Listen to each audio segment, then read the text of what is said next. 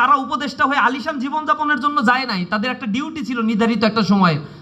আমি মনে করি উপদেষ্টারা, ছাত্র উপদেষ্টারা বিশেষ করে সেই দায়িত্ব পালনে শতভাগ ব্যর্থতার পরিচয় দিয়েছে। তারা দুইজনেরই গুলি করছে, পরবর্তীতে তাদের পা কেটে ফেলা হয়েছে, দুইজন স্থায়ীভাবে পঙ্গু হয়ে আছে।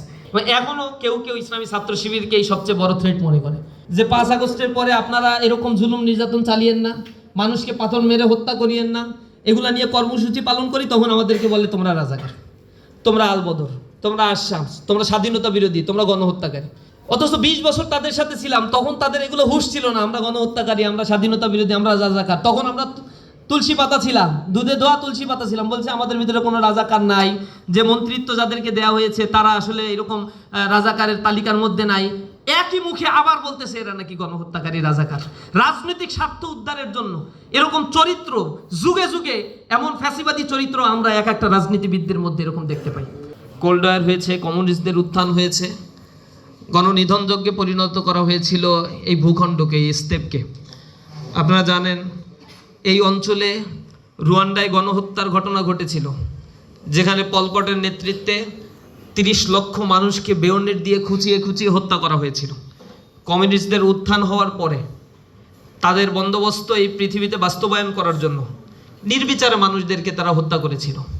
গুলির অভাব ছিল, গুলি করে মানুষকে হত্যা করতে গিয়ে একটা বুলেট খরচ হবে, এ কারণে বুলেট খরচ না করে বেয়নেট দিয়ে খুঁচিয়ে মারত। যেহেতু গুলি খরচ হবে, এটা অর্থ খরচ হবে, কিন্তু জনগণের জীবনের মূল্য কমিউনিস্টদের কাছে তখন ছিল না। কম্বোডিয়ায় গণহত্যা করেছিল, খেমার রোজের নেতৃত্বে কি গণহত্যা চালানো হয়েছিল ইতিহাস তার সাক্ষী। পার্শ্ববর্তী চায়নায় যখন মাও সেতুংয়ের নেতৃত্বে কমিউনিজমের বিপ্লব হলো 49 সাল থেকে, টানা দীর্ঘ সময় ধরে এখানে যে রিফরমেশন, পলিটিক্যাল রিফরমেশনের নাম করে লক্ষ লক্ষ মানুষকে হত্যা করা হয়েছিল। এরপরে কালচারাল রিফর্মের নাম করে 1976 পর্যন্ত প্রচুর মানুষকে এখানে হত্যা করা হয়েছিল। এর পাশাপাশি আলবেনিয়াতে আপনারা হয়তো ইতিহাস পড়েছেন, সেখানে কমিউনিজমের 20 শতাব্দীর মাঝামাঝি সময়ে উত্থান হওয়ার পরে হাজার হাজার লক্ষ লক্ষ মানুষকে তারা হত্যা করেছে। যত মসজিদ নির্মাণ করা হয়েছিল তৎকালীন সময়ে, সব মসজিদগুলোকে ভেঙে গুড়িয়ে দিয়ে গুদামঘর তৈরি করা হয়েছে, অথবা বার, ড্যান্স ক্লাব, এগুলোতে রূপদান করা হয়েছিল।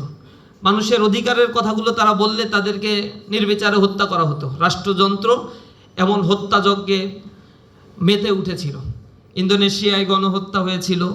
20 শতাব্দীর হিসেব করলে দেখা যায় দ্বিতীয় বিশ্বযুদ্ধের পরেও এই ভূখণ্ডে, এই পৃথিবীতে অন্তত 13টি বড় বড় দুর্ঘটনা ঘটেছিল, যার মধ্য দিয়ে কয়েক কোটি মানুষ পৃথিবী থেকে বিদায় নিতে বাধ্য হয়েছিল। এরপরে তো জাতিসংঘ খুব তোড়জোড় করে একটা ফরমেশন গঠন করলো, কিন্তু তার মধ্যে কিছু ভেটো দেওয়ার ক্ষমতা সম্পন্ন রাঘব বোয়ালকে রেখে পশ্চিমাদের পকেটের একটা সংঘে পরিণত করলো, যেখানে মানবাধিকার বলতে বোঝায় তারা যেটাকে বলবে সেটা হচ্ছে মানবাধিকার, তাদের মতের বাইরে গেলে সেটা আর মানবাধিকার হিসেবে গণ্য হয় না। 21 শতাব্দীতে এসে আমরা দেখতে পাচ্ছি গাজায় যে গণহত্যা চালানো হচ্ছে, সেখানে আমেরিকায় জাতিসংঘ প্রতিষ্ঠার পেছনে তার কলকাঠি সে নাড়লেও গাজায় গণহত্যার ব্যাপারে তার কোনো বক্তব্য নাই। সেখানে 70,000-এর অধিক মানুষকে হত্যা করা হয়েছে, যার অধিকাংশ হচ্ছে দুর্বল শিশু এবং নারীরা। খাদ্যের অভাবে তারা মাটি খেয়ে বেঁচে আছে, তারা ভূখণ্ডে নিউট্রিশনের অভাবে ভুগছে। এমন একটা পরিস্থিতি গাজায় তৈরি করা হয়েছিল। তিউনিসিয়ায় গণহত্যা চালানো হয়েছিল, হার্জেগোভিনায় গণহত্যা চালানো হয়েছিল। পৃথিবীর ইতিহাস তো এমনটাই ইতিহাস যেখানে মানবাধিকার লঙ্ঘন একটা নিত্য নৈমিত্তিক ব্যাপারে পরিণত হয়েছে। তারই ধারাবাহিকতায় আমরা এখন সোকল্ড সভ্যতার কথা বলে একটা সভ্যতার যুগে পদার্পণ করেছি, কিন্তু ক্ষমতাসীন যারা, তাদের হাতেই মানবাধিকার এখন পর্যন্ত বন্দী হয়ে আছে। যার হাতে ক্ষমতা নাই তার মানবাধিকারের কথাও বলতে নাই। যদিও জাতিসংঘ ইউনিভার্সাল ডিক্লারেশন ঘোষণা করেছে, কিন্তু তার ইউনিভার্সালিটি নিয়ে কোশ্চেন আছে। এটা হচ্ছে পারপাসিভ ডিক্লারেশন। এই ডিক্লারেশন শুধুমাত্র তাদের জন্য প্রযোজ্য হয় যাদের আসলে ক্ষমতা রয়েছে, যাদের ভোকাল রয়েছে, যাদের শক্তিমত্তা আছে, কথা বলতে পারে। আর যারা হচ্ছে নিরীহ, যাদেরকে প্রোটেক্ট করার কেউ নাই, তাদের এই পৃথিবীতে আসলে মানবাধিকার বলতেও কিছু নাই। বাংলাদেশের ইতিহাসটাও এমনটাই আমরা দেখেছি। স্বাধীনতার পরবর্তী দীর্ঘ সময় ধরে গণহত্যাগুলো একটা নিত্য নৈমিত্তিক ব্যাপারে পরিণত করা হয়েছে। এখানে তো সেই গণবাহিনী বা রক্ষী বাহিনী গঠন করা হয়েছিল মুক্তিযুদ্ধের পরেই, স্বাধীনতা যুদ্ধের পরেই। এই রক্ষী বাহিনী গঠন করে হাজার হাজার মানুষকে বিনা বিচারে এক্সট্রা জুডিশিয়াল কিলিং করা হয়েছে, বিচারের মধ্য দিয়ে প্রহসন করে হত্যা করা হয়েছে। এই ঘটনাগুলো একেবারে দেশ স্বাধীনতার ইমিডিয়েট পরেরই ঘটনা, যার ফলশ্রুতিতে এখানে 1974 সালে একটা দুর্ভিক্ষ সংগঠিত হয়েছিল। এটা ম্যানমেড অনেকটাই। এই দুর্ভিক্ষ স্বাধীন বাংলাদেশে স্বাধীনতার পরে যেভাবে বাংলাদেশকে রিকনস্ট্রাকশন করার দরকার ছিল, সেখান থেকে বের হয়ে গিয়ে লুটপাট করা, মানুষকে শোষণের হাতিয়ার হিসেবে ব্যবহার করা, মানুষকে তার মানবিক অধিকার থেকে বঞ্চিত করা, ব্যাংক লুটপাট করা, এরপরে ক্ষমতাসীন যারা রাজনৈতিক ব্যক্তিবর্গ ছিল ক্ষমতা বাকশাল কায়েম করে নিজেদের কাছে কুক্ষিগত করে রাখা, এমন একটা অবস্থা পরিস্থিতি সেখানে তৈরি করা হয়েছিল। আপনারা জানেন স্বাধীনতার ইমিডিয়েট 1 বছর 2 বছরের ব্যবধানে তৎকালীন সময়ে ডাকসুর পক্ষ থেকে বঙ্গবন্ধু উপাধিটা থেকে কেড়ে নেওয়া হয়েছিল। বলা হয়েছিল যে ও বঙ্গবন্ধু হইতে পারে না, ও এত বেশি নির্বিচারে হত্যাকাণ্ড চালাইছে। সম্ভবত সেই সময় ডাকসুর ভিপি ছিলেন মুজাহিদুল ইসলাম সেলিম। তিনি পল্টনে প্রকাশ্যে ঘোষণা দিয়েছিলেন তার বঙ্গবন্ধু উপাধি আমরা মানি না, ডাকসু থেকে এটা বহিষ্কার করা হলো। এমন পর্যায়ে সে গিয়েছিল যে ঢাকা বিশ্ববিদ্যালয় থেকে নির্বাচিত প্রতিনিধিরা তৎকালীন সময় তার বিরুদ্ধে এই ঘোষণা দিয়েছিল। তারপরেও সে আরও বেশি মনস্টার হয়ে গিয়েছিল। এরই ধারাবাহিকতা বজায় রেখেছে পরবর্তী ধারাবাহিকভাবে রাজনৈতিক দলগুলো যারা ক্ষমতায় এসেছিল। স্বৈরাচারের উত্থান হয়েছে, স্বৈরাচার ধারাবাহিকভাবে এখানের মানুষদেরকে তার ক্ষমতা কুক্ষিগত করার জন্য হত্যা করেছে। তার একটা ছাত্র সংগঠন প্রতিষ্ঠা করেছিল, সেই ছাত্র সংগঠন দিয়ে ত্রাসের রাজত্ব তৈরি করেছিল প্রত্যেকটা ক্যাম্পাসগুলোতে। স্বৈরাচার বিদায় নিয়েছে, মানুষ একটু স্বস্তির নিঃশ্বাস ফেলেছিল, ভেবেছিল কিছু একটা আস্থা এখন পাওয়া যাবে, কিন্তু সেটাও চুরি করা হয়েছে। চুরি করে যারা ক্ষমতায় দখল করেছে তাদের সেই নির্বিচারে লুটপাট করা, দুর্নীতির স্বর্গরাজ্যে পরিণত করা, মানুষের মৌলিক অধিকারগুলো কেড়ে নেয়া, তাদের জমিগুলো জোর দখল করা, তাদের বেঁচে থাকার অধিকার কেড়ে নেয়া। যখন কোনো রাজনীতিবিদদের বিরুদ্ধে কথা বলে, রাষ্ট্রের ব্যাপারে কথা বলে, রাষ্ট্রের অন্যায় অবিচারের বিরুদ্ধে কেউ কথা বলছে, তাদেরকে আয়নাঘরে নিয়ে যাওয়া হয়েছে, বিচার বহির্ভূত হত্যা করা হয়েছে, পুলিশের হেফাজতে নিয়ে হত্যা করা হয়েছে। এগুলো আমাদের চিরায়িত একটা স্বভাবে পরিণত হয়েছে। ধারাবাহিকতা তো বজায় রেখে সর্বশেষ আওয়ামী ফ্যাসিবাদ দীর্ঘ 15 বছরে যে জুলুম নির্যাতনের স্টিম রোলার এই বাংলাদেশে চালিয়েছে, তার পরিণতি হয়েছে এই বাংলাদেশ থেকে তাকে তল্পা নিয়ে যাদের এজেন্ডা বাস্তবায়নের জন্য এমন গণহত্যাগুলো তারা এই ভূখণ্ডে চালিয়েছিল, তাদের কাছে সে বিদায় নিয়ে চলে গেছে। ইসলামী ছাত্র শিবিরের উপরে এই সময়কার পরিচালিত ছাত্র সংগঠন হিসেবে সবচেয়ে বেশি নির্যাতন ইসলামী ছাত্র শিবিরের উপরে চালানো হয়েছে। টোটাল যে গুমের ঘটনাগুলো ঘটেছে আপনারা দেখেছেন, সেই প্রতিবেদন গুম কমিশন যখন দিয়েছে, টোটাল গুমের ঘটনার 31% গুমই হয়েছে একক ছাত্র সংগঠন হিসেবে বাংলাদেশ ইসলামী ছাত্র শিবিরের। আমাদের 255 জন ভাইকে এই 15 বছরে নেতা পর্যায়ের দায়িত্বশীলদেরকে আমাদের 255 জনকে সেখানে গুম করা হয়েছে। এবং সমীক্ষায় দেখা গিয়েছে ওইখানে গুমের তালিকা যত কোনো ছাত্র সংগঠন ওইভাবে হাইলাইটস করা হয় নাই, রাজনৈতিক দলগুলোকে প্রকারান্তে মূলত হাইলাইটস করা হয়েছে। সেখানে দেখা গিয়েছে বিএনপি, তার ছাত্র দল, তার যুব দল, শ্রমিক দল, তাঁতি দল, সব দল মিলে হচ্ছে 35% গুমের ঘটনা ঘটেছে। আর দ্বিতীয় একক ছাত্র সংগঠন হিসেবে ইসলামী ছাত্র শিবিরের উপরেই 31% গুমের ঘটনা ঘটিয়েছে এই ফ্যাসিস্ট আওয়ামী লীগ। এরপরে তৃতীয় স্থানে রয়েছে বাংলাদেশ জামাত ইসলামী, 25% গুমের ঘটনা তাদের উপরে ঘটেছে।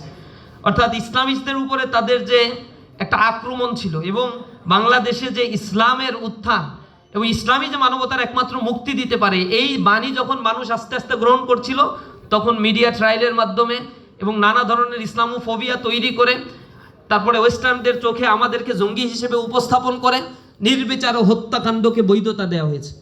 আমাদেরকে জেলখানায় নিয়ে যখন মারতো আর কোনো অপরাধ ছিল না, আমরা বলছি আমরা কি করছি, আমাদেরকে বাসা থেকে পড়ার টেবিল থেকে ধরে নিয়ে গিয়ে সামনে অস্ত্র উদ্ধারের নাটক করা হয়েছে। বলা হয়েছে এই অস্ত্রগুলো নাকি আমাদের কাছ থেকে পাওয়া গেছে। এরপরে নীলক্ষেত থেকে, এরপরে বাংলা বাজার থেকে বই কিনে নিয়ে যায়, তাফহিমুল কোরআন, তারপরে হচ্ছে অধ্যাপক গোলাম আজম স্যারের বই, অন্যদেরকে ইসলাম নামাজ শিক্ষার বইগুলো কিনে নিয়ে যায়, জীবন্ত নামাজ এইসব বই কিনে নিয়ে গিয়ে আমাদের সামনে দিত। কোরআন, নামাজের বই, হাদিসের বই, এরপরে বিভিন্ন ইতিহাসের বইগুলো সামনে দিয়ে বলতে এইগুলো জঙ্গি বই।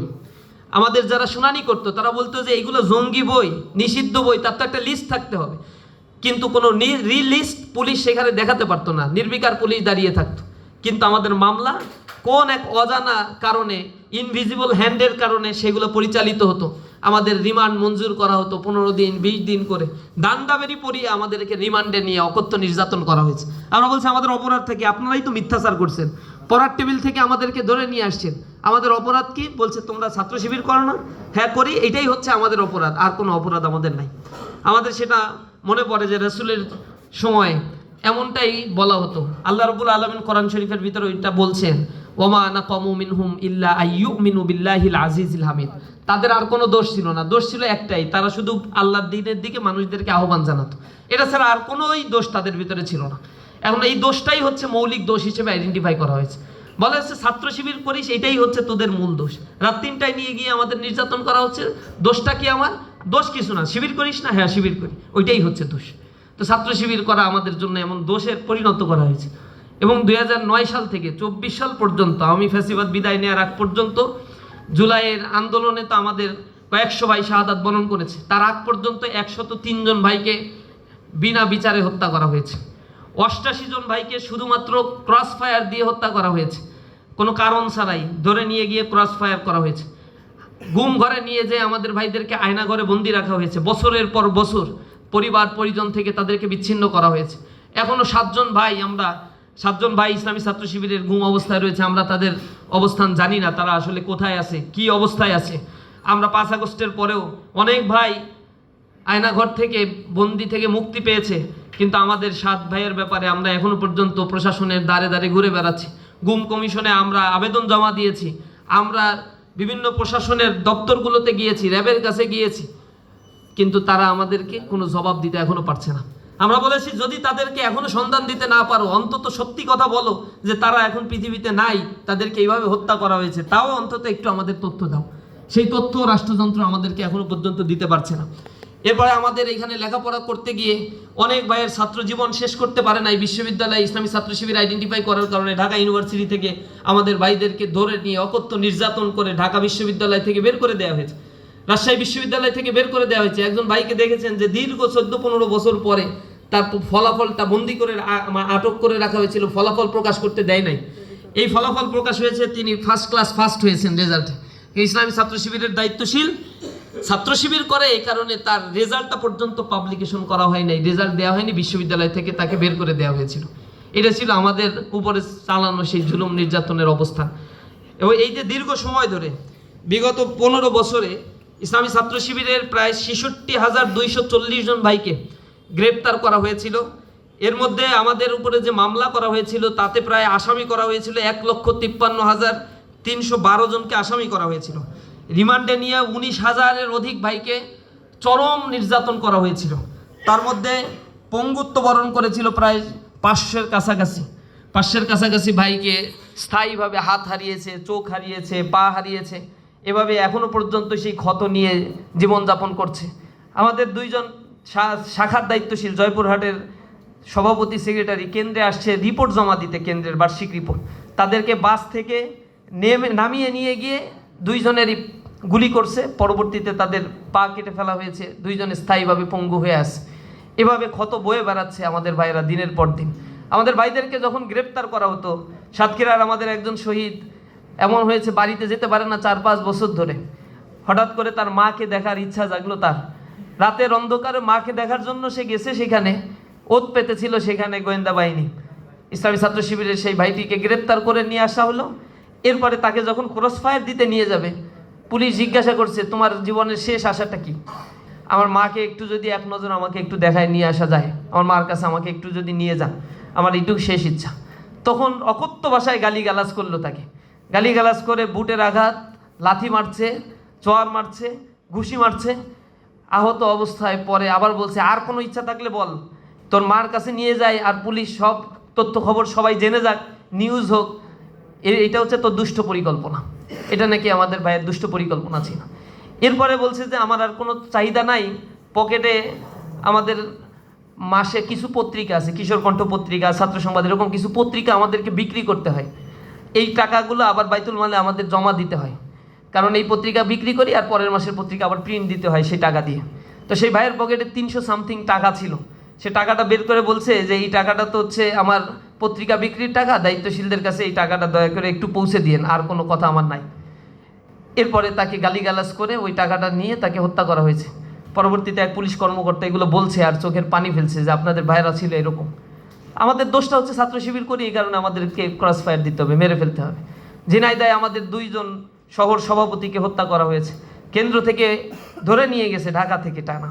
এবং এত বেশি হত্যাযজ্ঞ ঝিনাইদহ সাতক্ষীরাগুলোতে চালানো হয়েছে, বগুড়ায় চালানো হয়েছে, এগুলো বর্ণনাতীত। এভাবে মানবাধিকার লঙ্ঘন করে দীর্ঘ সময় ধরে আওয়ামী ফ্যাসিবাদ তাদের জন্য যাদেরকে থ্রেট মনে করেছে, সবচেয়ে বেশি থ্রেট ইসলামী ছাত্র শিবিরকে মনে করেছে। এবং এখনও কেউ কেউ ইসলামী ছাত্র শিবিরকেই সবচেয়ে বড় থ্রেট মনে করে। যখন আমরা বলছি যে 5 আগস্টের পরে আপনারা এরকম জুলুম নির্যাতন চালিয়েন না, মানুষকে পাথর মেরে হত্যা করিয়েন না, এগুলা নিয়ে কর্মসূচি পালন করি, তখন আমাদেরকে বলে তোমরা রাজাকার, তোমরা আলবদর, তোমরা আশামস, তোমরা স্বাধীনতা বিরোধী, তোমরা গণহত্যাকারী। অথচ 20 বছর তাদের সাথে ছিলাম, তখন তাদের এগুলো হুঁশ ছিল না, আমরা গণহত্যাকারী, আমরা স্বাধীনতা বিরোধী, আমরা রাজাকার। তখন আমরা তুলসী পাতা ছিলাম, দুধে দোয়া তুলসী পাতা ছিলাম। বলছে আমাদের ভিতরে কোনো রাজাকার নাই, যে মন্ত্রিত্ব যাদেরকে দেওয়া হয়েছে তারা আসলে এরকম রাজাকারের তালিকার মধ্যে নাই। একই মুখে আবার বলতেছে এরা নাকি গণহত্যাকারী, রাজাকার। রাজনৈতিক স্বার্থ উদ্ধারের জন্য এরকম চরিত্র যুগে যুগে, এমন ফ্যাসিবাদী চরিত্র আমরা এক একটা রাজনীতিবিদদের মধ্যে এরকম দেখতে পাই। এটা লজ্জাজনক, দুর্ভাগ্যজনক। আমরা বলেছি অন্যায়ের বিরুদ্ধে কথা, বলে আমাদের নেতাকর্মীকে আমরা হত্যা করছি। তোমরা কথা বলার কে? নিজেদের নেতাকর্মীদেরকে নিজেরা হত্যা করছে। আপনারা দেখছেন যে 10 মাসে, এই যে মানবাধিকার সংগঠনগুলো রিপোর্ট দিয়েছে, গত 10 মাসে 756টি রাজনৈতিক সহিংসতার ঘটনা ঘটেছে, যেখানে নিহত হয়েছে 117 জন, আহত হয়েছে প্রায় 6000-এর অধিক। আর এই সহিংসতার ঘটনাগুলো আজকে রিপোর্টগুলো দেখবেন, প্রথম আলো, এরপরে আমার দেশ পত্রিকা, নয়া দিগন্ত পত্রিকা থেকে শুরু করে সব মেইন স্ট্রিম পত্রিকা রিপোর্ট করেছে যে হত্যাকাণ্ডের ঘটনা বিগত 10 মাসে ঘটেছে, 117 জন হত্যাকাণ্ডের ঘটনা, তার প্রায় 60 থেকে 70% হচ্ছে আন্তঃকোন্দলের সংগঠিত ঘটনা। রাজনৈতিকভাবে আন্তঃকোন্দল হয়ে নিজেরা নিজেদের দলের নেতাকর্মীদেরকে হত্যা করেছে। পার্টিকুলার একটা রাজনৈতিক দল 209 জনকে ইতিমধ্যেই আন্তঃকোন্দলে হত্যা ঘটনাগুলো সংগঠিত করেছে। এগুলোর বিরুদ্ধে আমরা তো কথা বলেছি যে না, এই হত্যাকাণ্ডগুলো তো হত্যাকাণ্ড, এগুলোও তো মানবাধিকার লঙ্ঘন, এগুলোও তো কোনো মায়ের সন্তান, এগুলোই তো কোনো বাবার মানে পরিবারের কোনো সন্তানের বাবা। সুতরাং সকল প্রকার হত্যাযজ্ঞ এই বাংলাদেশ থেকে বন্ধ করতে হবে। এগুলো কেন আমরা বলি? কেন মানুষের কাছ থেকে জোরপূর্বক চাঁদা নেওয়া হচ্ছে? স্বাধীন বাংলাদেশে সে ব্যবসা করতে পারবে না, সে বিল্ডিং তৈরি করতে পারবে না, তার বৈধ আয় করতে পারবে না, এগুলো করলেই তাকে চাঁদা দিতে হবে। এর বিরুদ্ধে কেন আমরা কথা বলছি? এই জন্য আমাদেরকে এখন রাজাকার আবার শুনতে হবে। আমাদের এগুলো নিয়ে খুব বেশি কষ্ট নাই, কারণ ওই যে বলে না, জন্ম থেকেই জ্বলছি। আমাদের এগুলো শোনার জন্যই আমরা শুনতে শুনতে ধাতস্থ হয়ে গেছি। আওয়ামী ফ্যাসিবাদ আমাদেরকে যে টোনে কথা বলেছে, এখন আর একটা জায়গা থেকে একই টোনে আমরা কথা শুনতে পাই। আমরা তাদের কাছে অনুরোধ জানাবো, এগুলো বন্ধ করা উচিত। আমাদের এগুলো বন্ধ করা উচিত। একটি সুন্দর বাংলাদেশ গড়ার জন্য কিছুদিন আগেই সহস্রাধিক মানুষ জীবন দিয়েছিল। এইটা কেন জীবন দিয়েছিল, কেন মানুষের মধ্যে এই ক্ষোভটা জন্মেছিল? সেখানে শুধু ছাত্ররা তো নেতৃত্ব দেয় নাই। ঢাকা বিশ্ববিদ্যালয়ের একজন ছাত্রও তো শহীদ হয় নাই এই জুলাই আন্দোলনে। ঢাকা বিশ্ববিদ্যালয়ে একটা শহীদ দেখাতে পারবেন? আন্দোলনের নেতৃত্ব তো তারা দিয়েছিল, আন্দোলনের মেকানিজম তারা তৈরি করেছিল। হয়তো ঢাকা বিশ্ববিদ্যালয়ে কিছু শিক্ষার্থীরা বলেছিল কালকে এই কর্মসূচি, কিন্তু ঢাকা বিশ্ববিদ্যালয়ে বন্ধ করে দেওয়া হয়েছিল। কোনো ছাত্রকে হলে থাকতে দেওয়া হয় নাই, তাদের উপরে শারীরিক নির্যাতন করা হয়েছিল। পরবর্তীতে তারা বিশ্ববিদ্যালয় ছেড়ে চলে যেতে বাধ্য হয়েছে। এবং বাংলাদেশে খুঁজে সব বিশ্ববিদ্যালয়ের এই জুলাই আন্দোলনে কয়জন শহীদ হয়েছে খুঁজে হয়তো 5-7 জনের বেশি আপনারা পাবেন না। যা দেখবেন 250 ছাত্র শহীদ হয়েছে, সে 250 ছাত্র শহীদের মধ্যে স্কুল ছাত্র রয়েছে একটা বড় অংশ, একটা বড় অংশ রয়েছে পলিটেকনিকের ছাত্র, একটা বড় অংশ রয়েছে প্রাইভেট ইউনিভার্সিটির শিক্ষার্থী। পাবলিক ইউনিভার্সিটি এটা সূত্রপাত হলেও এর বিক্ষুব্ধতা, এর বিস্তৃতিটা, এই দাবানলটা ছড়িয়ে পড়েছিল সর্বব্যাপী। এবং সেই জায়গায় অংশগ্রহণ করেছিল খেটে খাওয়া মানুষ, দিন মজুর, কুলি মজুর, অথবা রিক্সাওয়ালা, ছোট ব্যবসায়ী, ইভেন সরকারি চাকরিজীবী, যাদের মনস্তত্ত্বে একটা পরিবর্তন ঘটেছে। এই মানুষগুলো রাস্তায় দাঁড়িয়ে প্রতিবাদ করেছিল, যার ফলশ্রুতিতে নির্বিচারে তাদেরকে হত্যা করা হয়েছে। এইগুলো কেন মানুষ রাস্তায় নেমে এসেছিল? এটা ছিল চাকরির একটা আন্দোলন, কোটার বিরুদ্ধে একটা আন্দোলন। সেখান থেকে একটা গণ আন্দোলনে পরিণত হয়েছিল, কারণ সুবিধা বঞ্চিত, অধিকার বঞ্চিত মানুষেরা দীর্ঘ সময় ধরে অপেক্ষা করছিল। রাজনৈতিক দলগুলো তাদের রাজনৈতিক এজেন্ডা নিয়ে রাস্তায় ছিল। যখন সরকার তাদের উপরে দমন নিপীড়ন চালানো হয়েছে, তারা কর্মসূচি দিয়ে ঘরের ভিতরে লুকিয়ে পড়েছিল। হরতাল দিয়ে তাদেরকে রাস্তায় খুঁজে পাওয়া যেত না। চোরাগুপ্তা কিছু কার্যক্রম করা ছাড়া আর বড় রাজনৈতিক দলের সেরকম কার্যক্রম এই সরকার আসলেই করতে দেয় নাই। চরম জুলুম নির্যাতন চালানো হয়েছিল, কিন্তু রাজনৈতিকবিদরা তখন হতাশাগ্রস্ত হয়ে পড়েছিল। নির্বাচনের পর নির্বাচন হয়ে যাচ্ছে, কোনোভাবেই কোনো কিছু করা যাচ্ছে না। তখন এমন একটা গণবিস্ফোরণ সময়ের দাবি ছিল, যে গণবিস্ফোরণ হয়েছে সাদাবাজের বিরুদ্ধে, গণবিস্ফোরণ হয়েছে এক্সট্রা জুডিশিয়াল কিলিংয়ের বিরুদ্ধে, গণবিস্ফোরণ হয়েছে অধিকার হারা নিরন্ন বস্ত্রহীন মানুষের সেই অধিকার ফিরে পাওয়ার তাগিদেই তারা কিন্তু রাস্তায় নেমে সেদিন রাস্তায় জীবন দিয়েছিল। কিন্তু সেই সময়ের ব্যবধানে 1-1.5 বছরের ব্যবধানে আমরা মনে হয় এগুলো আবার বলতে বসেছি। আমরা আমাদের পুরাতন চরিত্রের দিকে আবার ফিরে যাচ্ছি। আমাদের চরিত্র পাল্টাতে হবে। আমাদের এই মানবাধিকার দিবসে আমরা এতটুকুই ঘোষণা করতে চাই যে জুলুম নির্যাতন আমাদের উপরে হয়েছে। ইসলামী ছাত্র শিবির আওয়ামী লীগ নিজেরাও বলতো যে আমরা যদি পাল্টে যাই একদিনেই কয়েক লক্ষ মানুষ মারা যাবে। এর তারাও বিশ্বাস করতো, কারণ তারা এত জুলুম নির্যাতন করছে যে মানুষ তাদেরকে আসলে বাঁচায় রাখবে না। কিন্তু এরকম কোনো ঘটনা বাংলাদেশে ঘটে নাই। আমরা চরম সহিষ্ণুতার পরিচয় দিয়েছি। আমাদের উপরে যে পুলিশ নির্যাতন করছে, সেদিন পুলিশের সাথে দেখা হয়েছে, সালাম দিয়ে আমি বলছি মনে আছে রিমান্ডে, তখন বলছে ভাই আমার কিছু করার নাই, হ্যান ত্যান অনেক কিছু বলছে। তখন আমি বলছি যে না সমস্যা নাই, আমরা কাউকে কিছু বলবো না, তবে যে টাকাটা নিয়েছিলেন এটা কি মনে আছে? বলছে মনে আছে ভাই, টাকাটা দিয়ে দিচ্ছে। আমি ওইটাও দেয়া লাগবে না, তবে তওবা তিল্লা করে নিয়েন আল্লাহর কাছে। হারাম খাচ্ছেন, এই হারাম খাওয়াটা বন্ধ করেন। এই জিনিসটা তারা এগুলো করছে, আমরা প্রতিহিংসা দেখাই নাই। আমরা মনে করছি যারা হচ্ছে নির্যাতনের শিকার হয়েছে, ভিকটিম, তার নিজ জায়গা থেকে যদি মামলা করে আমরা তাতে অ্যাসোসিয়েশন করছি, সহযোগিতা করছি। আমরা মনে করি যে এখন যদি আবার সেই মামলা বাণিজ্য দিয়ে মানুষের ভেতরে আবার সেই ভীতিকর অবস্থা তৈরি করা হয়, যারা অন্যায় করেনি তাদের উপরে অন্যায় চাপিয়ে দেওয়া হয়, তাহলে সেটা কাঙ্ক্ষিত হবে না। আমরা দেখেছি যে মামলা বাণিজ্য চলছে, কিন্তু লিগাল যারা দোষী, যারা গণহত্যায় নেতৃত্ব দিয়েছিল, তাদের বিচারের কাঠগড়ায় দাঁড় করানোর জন্য যাদের উপরে দায়িত্ব ছিল ইন্টারিম গভর্নমেন্টের, তারা সেই ফাংশনটা করতে পারে নাই। যার ফলশ্রুতিতে সচিবালয়ে আবার খু হওয়ার ঘটনা ঘটছে, সেখানে আনসাররা বিদ্রোহ করে বসছে, নানা ধরনের আন্দোলন দানা বেঁধে উঠছে। পতিত ফ্যাসিবাদ কিছুদিন আগে পতিত হওয়ার পরে আবার সে অগ্নিসন্ত্রাস করছে, গোপনে হত্যাকাণ্ডের ঘটনাগুলো ঘটাচ্ছে, মানুষকে আবার অস্থিতিশীল করে রাখছে। সুতরাং সরকারের কোনোভাবেই এই দায়িত্ব সে এড়াতে পারে না। জুলাই আন্দোলনের পরে 3 জন ছাত্র উপদেষ্টা ছাত্রদের কোটায়, এখানে ছাত্র উপদেষ্টা হিসেবে সেখানে ছাত্রদের ভয়েস হয়ে মন্ত্রী পরিষদে গিয়েছিল, উপদেষ্টা পরিষদে গিয়েছিল। তাদের দায়িত্বটা ছিল, বেসিক দায়িত্ব ছিল যারা জুলাইয়ে গণহত্যা সংগঠিত করেছে তাদের বিচারটা নিশ্চিত করা, আহত পঙ্গুত্ব বরণকারী তাদের সেবা বা চিকিৎসার ব্যবস্থাগুলো করা। এই কাজগুলো তারা না করে রেফারেন্ডাম করা ছিল তাদের মৌলিক দায়িত্ব, সংস্কার করা ছিল তাদের মৌলিক দায়িত্ব। তারা সেখানে গিয়ে রুটিন একটা ওয়ার্ক করার মধ্য দিয়ে এবং নিজেদের রাজনৈতিক বন্দোবস্ত চূড়ান্ত করার জন্য রাজনীতি করার মানসিকতা, উচ্চাভিলাষিতা, তাদের দায়িত্ব থেকে তাদেরকে যোজন যোজন মাইল দূরে সরিয়ে রেখেছে। তারা ভুলে গেছে যে কোন রক্তের উপরে দাঁড়িয়ে, কোন যোগ্যতায় তারা ওইখানে গিয়েছে। তারা সেখানে গিয়েছে কোন যোগ্যতায়, নির্বাচন করছে না কি করছে? তাদের মতো এরকম জুলুম নির্যাতনের শিকার তো আরও অনেকেই হয়েছে, হাত হারিয়েছে, তার চাইতে কঠিন জুলুম নির্যাতনের শিকার হয়েছে। জুলাই আন্দোলনে তারও অনেকেই নেতৃত্ব দিয়েছে, তারা তার উপদেষ্টা হইতে পারে নাই। সুতরাং তারা উপদেষ্টা হয়ে আলিশান জীবনযাপনের জন্য যায় নাই, তাদের একটা ডিউটি ছিল নির্ধারিত একটা সময়ে। আমি মনে করি উপদেষ্টারা, ছাত্র উপদেষ্টারা বিশেষ করে সেই দায়িত্ব পালনে শতভাগ ব্যর্থতার পরিচয় দিয়েছে তারা। এবং জনগণ তারা যখন এই দায়িত্বে আর থাকবে না, তখন পাই টু পাই তাদের এই হিসাবগুলো তাদের কাছ থেকে নেবে। বিদায় নেওয়ার পরে জনগণ তাদের কম্প্যারিজন বুঝতে পারবে, কি অবস্থা ছিল আগে, কিভাবে থাকতো আর এখন কিভাবে থাকে, কোন অবস্থার পরিবর্তন হয়েছে, এগুলোর কম্প্যারিজন জনগণ তখন তাদের কাছ থেকে আদায় করে নেবে। আমরা আশা করি বাংলাদেশটা পরিবর্তন হবে, দুর্নীতি মুক্ত হবে। নিরন্ন বস্ত্রহীন মানুষের হাহাকারে এখনো আকাশ বাতাস প্রকম্পিত হচ্ছে, লক্ষ কোটি মানুষ এখনো দারিদ্র্য সীমার নিচে বসবাস করছে। এখনো পর্যন্ত ব্যবসার ফ্রি একটা এনভায়রনমেন্ট ক্রিয়েট করা সম্ভব হয় নাই। বাংলাদেশের মানুষের মৌলিক অধিকারগুলো এখনো পর্যন্ত সংরক্ষিত করা সম্ভব হয়নি। আইন শৃঙ্খলার বাহিনীর এখনো পর্যন্ত কোনো ধরনের পরিবর্তন লক্ষণীয় নয়। যে কোনো একটা রাজনৈতিক দলের তাবেদারি করার এখনো মানসিকতাগুলো আমরা আইন শৃঙ্খলা রক্ষাকারী বাহিনীর মধ্যে দেখতে পাচ্ছি।